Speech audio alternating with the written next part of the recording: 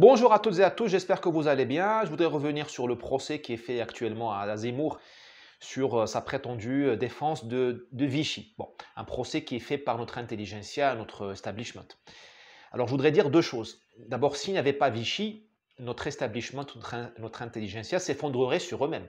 Parce qu'ils ont besoin de diaboliser Vichy, ils ont besoin des heures sombres de l'histoire de France pour paraître moins moches et moins monstrueux que ce qu'ils ne sont. Parce que notre intelligentsia, notre establishment sont monstrueux. Vichy a pris la France dans un moment d'extrême faiblesse. La France était affaiblie, détruite. Il y a eu quand même 100 000 morts en mai-juin 40. La France était détruite. Et Vichy a commis ces monstruosités après. Là, notre establishment, il a pris la France, superbe, magnifique, dans les années 70, et il l'a détruite. Et il l'a détruite. Et il l'a mise à genoux. Donc, il a besoin de nous braquer les regards, de braquer nos regards sur Vichy en permanence pour détourner l'attention de sa propre monstruosité. J'ose le mot. Notre establishment, notre intelligentsia sont monstrueux.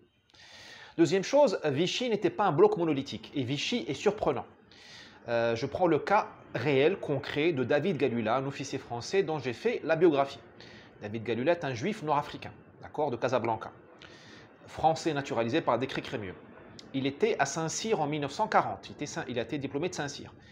Et donc il a rejoint l'armée de terre et Vichy a exclu les juifs de l'armée et de la fonction publique en octobre 40, je crois. Eh bien l'armée de terre française l'a caché. Elle n'a pas obéi à Pétain. Elle a caché Galula au Maroc, loin de Vichy, mais le Maroc c'était l'empire colonial, c'était vichiste le Maroc.